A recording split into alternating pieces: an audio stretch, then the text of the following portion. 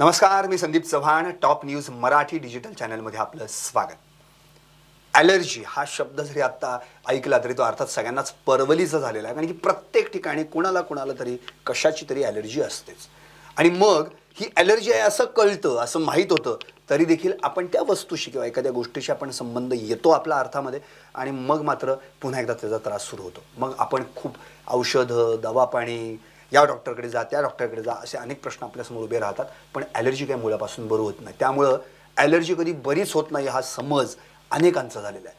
पण हा समज नसून गैरसमज आहे, आणि तो दूर करता येतो हे ठामपणे सांगणारे टोटल हेल्थ गुरु, अर्थातच प्रसिद्ध आंतरराष्ट्रीय कीर्तीचे संशोधक, प्रसिद्ध होमिओपॅथी तज्ज्ञ डॉक्टर महेंद्र गाबरा. आणि आज आपल्या स्टुडिओमध्ये ते ॲलर्जी या विषयासंदर्भातच सांगणार आहेत. अर्थात कोणाकोणाला ॲलर्जी असेल त्यांनी ही नक्कीच ऐकायला हवी ही मुलाखत, कारण की डॉक्टर महेंद्र गाबरा यांनी त्यावर देखील प्रचंड संशोधन केलेलं आहे. आणि तुम्हा आम्हाला ॲलर्जी नेमकी कशापासून होते, त्याची लक्षणं काय आहेत, ती होऊ नये यासाठी काय करायला हवं, या सगळ्याच गोष्टींची उत्तरं मी त्यांच्याकडनं जाणून घेणार आहे. डॉक्टर गाबरासाहेब, टॉप न्यूज मराठीतर्फे आपलं हार्दिक स्वागत. धन्यवाद. अर्थात मी सुरुवातीलाच म्हणालो की ॲलर्जी बरीच होत नाही असा आमच्या सगळ्यांचाच गैरसमज आहे, आणि त्यामुळे ती बरीच होत नाही, मग त्याकडे दुर्लक्ष केलं जातं. हे असं प्रश्न आम्हाला पडण्यामागे काय कारण आहे, काय नेमकं?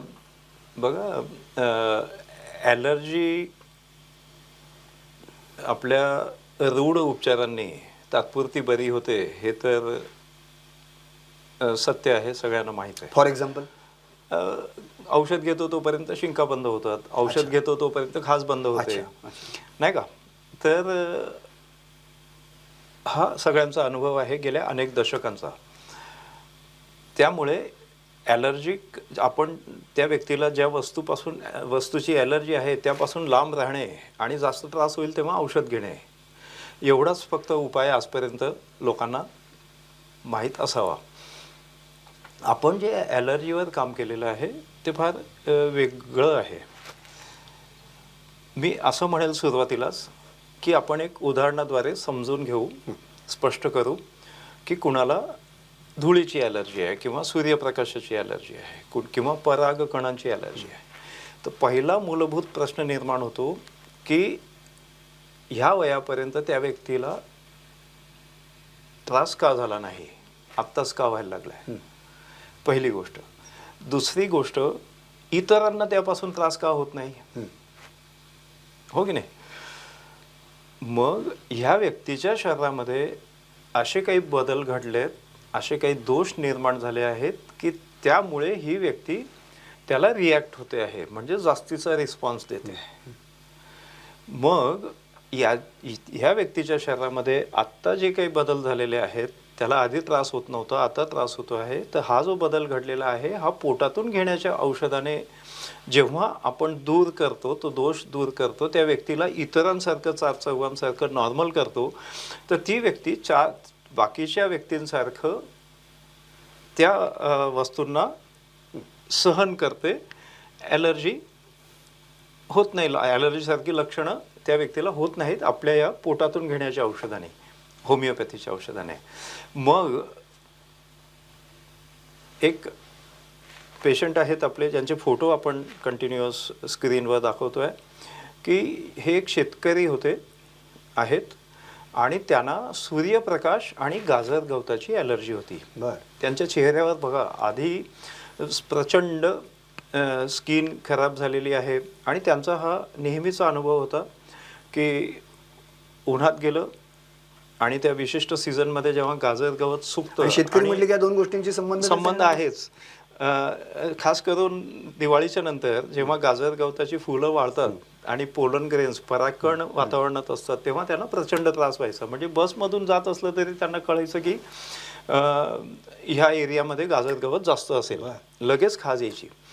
मग अगदी मुंबईच्या मोठमोठ्या हॉस्पिटल्सपर्यंत गेले, ॲलर्जीच्या टेस्ट केल्या, डिसेन्सिटायझर इंजेक्शन्स महागडे त्या काळात घेतले, आणि मग कुणीतरी शिफारस केली म्हणून आपल्याकडे ते आले. मी वैतागलेले होते शेतकरी, कारण औषध घेतलं तोपर्यंत बरं होतं, त्रास पुन्हा सुरू होतो. डॉक्टर साहेबांकडे ते जातात, तज्ज्ञांकडे. तज्ज्ञ त्यांना सांगतात की अहो, तुम्हाला आम्ही या वस्तूंपासून लांब राहायला सांगितलं. ह्या शेतकऱ्याला प्रश्न हा पडला की मी आता शेती कशी करायची.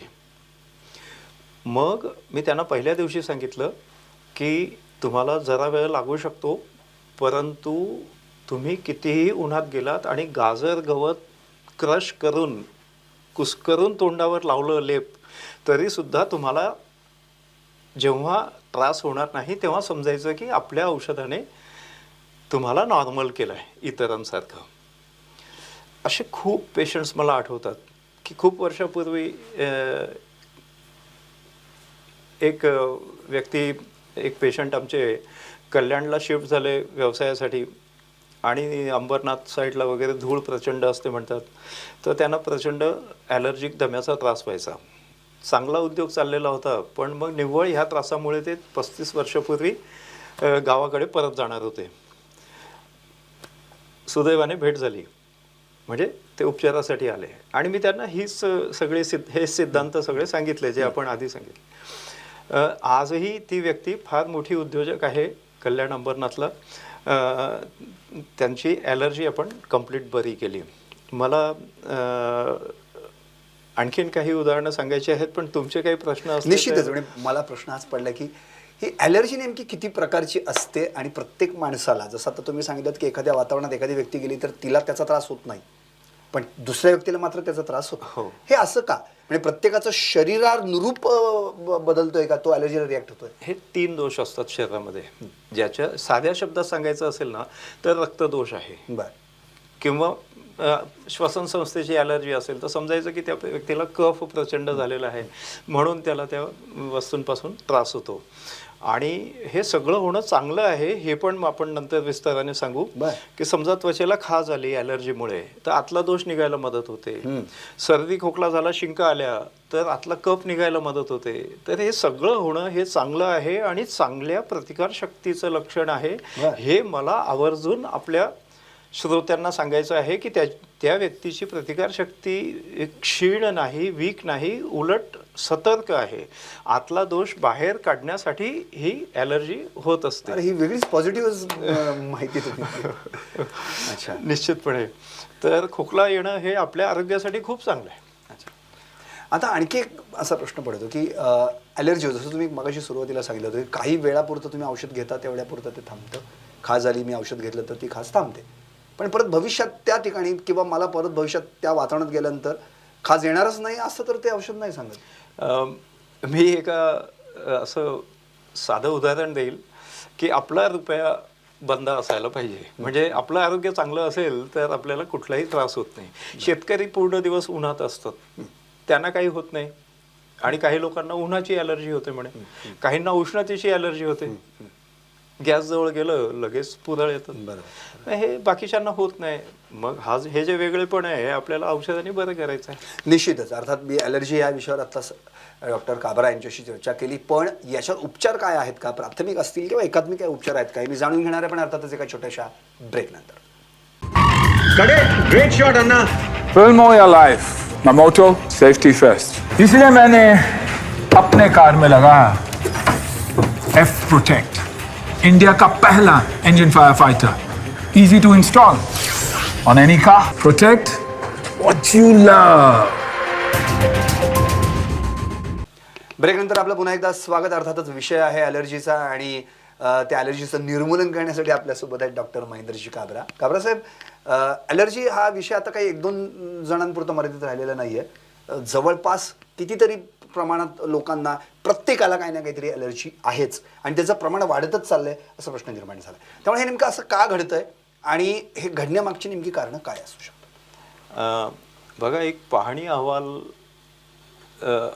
असं म्हणतो की जगात 40% लोकसंख्येला कुठल्या ना कुठल्या स्वरूपाची ॲलर्जी आहे. आणि याचं कारण आपण म्हणू शकतो की मानवी जीवन किंवा जीवनशैली आता निसर्गापासून खूप लांब जात आहे. अन्नामध्ये केमिकल्स, हवेमध्ये केमिकल्स, पाण्यात केमिकल्स, सगळं केमिकलनीच व्यापलेलं आहे. केमिकलने व्यापलेलं आहे. आणि दिवसेंदिवस आरोग्याचा स्तर पण खाली जातोय मानवाच्या. व्यायामाचा अभाव, सगळेच मानसिक प्रश्न, चिंता. तर एवढ्या मोठ्या समूहाला जगामध्ये ॲलर्जी आहे आणि ॲलर्जी ही जागोजागी तिचं स्वरूप बदलतं. म्हणजे डोळ्यांची ॲलर्जी म्हणजे डोळ्यावर असर असेल ॲलर्जीचा तर मग पाणी येणं, खाज येणं. नंतर श्वसन मार्गामध्ये असेल तर मग सर्दी, शिंका, खोकला, दमा. पचन संस्थेमध्ये असेल तर तुम्ही वेगवेगळे स्पॉट सांगता की कुठे ॲलर्जी हां, म्हणजे संस्थेनुसार, लोकेशननुसार, त्या ब्रँचनुसार. तर पचन संस्थेची ॲलर्जी असते, त्वचेच्या ॲलर्जीविषयी आपण बोललो. तर अशा विविध जागी ॲलर्जीचा प्रभाव होत असतो आणि व्यक्तीचं जीवन खूप हैराण झालेलं असतं. मला एक ॲलर्जीची केस सांगावीशी वाटते आपल्या श्रोत्यांना, की हे इंग्लंडच्या आपल्या क्लिनिकमध्ये येणारे पेशंट, त्यांना ॲलर्जी तर प्रचंड होती, परंतु आणखीन तुम्ही आजाराचं नाव सांगा आणि जवळपास त्यांना तो आहेच. असे खूप आजार होते. पण ॲलर्जी इतकी टिपिकल होती की लिंबू कापला तर शेकडो शिंका येणार आणि टोमॅटोकडे बघितलं तर डोळे लाल होणार. इतकी प्रचंड ॲलर्जी होती. तर यथावकाश उपचाराने हे सगळं बरं झालं. त्या आंबट वस्तू घ्यायला लागल्या, त्यांना डोळे लाल होणं वगैरे आणि बाकीचे पण सगळे आजार बरे झाले. कारण आपण आधीच्या आपल्या एका चर्चेमध्ये, आपल्या चॅनलवरच्या एका चर्चेमध्ये असं म्हटलं होतं की सगळ्या दोषांचं मूळ कारण असतं अंतर्गत. आणि मग आपण जर आतल्या दोषांचं औषध देतो, त्याच्याने रक्त शुद्ध होतं, त्याच्याने ॲलर्जी बरी होते, तसं सगळे आजार बरे होतात, त्या व्यक्तीला असलेले विविध आजार बरे होतात. तर म्हणजे समजा त्या इंग्लंडच्या पेशंट आल्या होत्या आपल्याकडे स्किनसाठी, परंतु सोबत त्यांची ॲलर्जी, संधिवात, सगळंच, थायरॉईडसुद्धा बरं झालं. तर एकात्मिक उपचार, एकात्मिक सिद्धांतावर हा उपचार आधारित. काय म्हणजे ॲलर्जीचा उपचार काय आहे? पोटातून घेण्याचं होमिओपॅथीचं औषध आणि थोडं पथ्य. त्याचे काही साईड इफेक्ट्स काही आहेत? साईड बेनिफिट्स आहेत. जसं आपण म्हटलो की इतर आजार सुद्धा बरे होतात. पेशंट होमिओपॅथीमध्ये साईड बेनिफिट्स असतात. साईड बेनिफिट्स असतात बिकॉज ते मेडिसिन नॅचरल आहे. मेडिसिन नॅचरल आहे आणि आतले दोष बरे होतात. अच्छा, आणखी एक महत्त्वाचा प्रश्न आहे ॲलर्जीवरचा, अर्थात शेवटचाच प्रश्न असेल माझा, की ॲलर्जी मानसिक तर नाही ना? कारण की बरेच जण असं मी पाहतो की खोकला त्याला थोडाफार झाला तर अरे नाही मला सारखंच खोकला आहे किंवा माझं नाक गळतं सारखंच, मला असं वाटतं की माझं नाक गळतं. कसं मानसिकता कुठे आहे? कसं आहे की भीती, जे काही हे असाध्य आजार आहेत, कायमचे बरे होत नाहीत, ही जी भीती. तेव्हा आणखी एक सोपं की एखादा पेशंट काय करतो, मग सगळं चेक करतो, तो सीबीसी करेल, चेक करेल, आणखी काय करेल, आणि नंतर मग सगळं नॉर्मल येतं. ॲलर्जी टेस्ट किती, आणि मग सगळं नॉर्मल असतं आणि मग काय ॲलर्जी हा प्रश्न पडतो. हे मानसिक आहे का? काही प्रमाणात आपण म्हणू शकतो की हे जे काही असाध्य आहेत, ही जी आत्तापर्यंतची ती गैरसमज नाही म्हणतायत, ते असाध्य होतंच आतापर्यंत, आता साध्य झालेलं आहे. तर त्यामुळे ती भीती असते की अरे मला आता ॲलर्जी आहे, मग माझ्या जीवनात आता मला म्हणजे मी कसा बरा होणार, हे वाढतच जाणार. म्हणजे आधी सर्दी, मग दमा वगैरे. तर पण तुम्ही मानसिकतेविषयी जेव्हा म्हटलात ना, तर आम्हाला असं म्हणायचं आहे की हे सगळं एकमेकाशी संबंधित आहे. म्हणजे समजा हो, अगदी इंटरडिपेंडंट आहे. तर समजा रक्तात दोष असेल तर त्या रक्तदोषामुळे इकडे ॲलर्जी पण होते आहे आणि त्या दूषित रक्ताचा पुरवठा मेंदूला होतो आहे, म्हणून मानसिक लक्षणं तशी आहेत. मग रक्त शुद्ध झालं तर सगळंच बरं होतं. खरं आहे, खरं आहे. निश्चितच एकंदरीतच ॲलर्जी या विषयावर डॉक्टर महेंद्र गाभरे यांनी अगदी सुटसुटीत आणि व्यवस्थित माहिती दिली. ॲलर्जी बरी होत नाही हा जो आपला समज, अर्थात गैरसमज होत होता, त्यांनी पूर्णपणे खोडून टाकला. एकात्मिक उपचार पद्धतीने ॲलर्जी पूर्णपणे बरी करता येते. त्याच्यावर अतिशय उत्तम उपचार देखील आहेत आणि अर्थात साईड इफेक्ट्स नाहीत तर साईड बेनिफिट्स आहेत. पुढच्या भागात असेच वेगवेगळे आजार आहेत, त्या संदर्भात त्यांच्याशी चर्चा करणार आहे आणि तुमच्यापर्यंत ती माहिती पोहोचवणार आहे. पाहत राहा टॉप न्यूज मराठी, आपला महाराष्ट्र, आपली बातमी.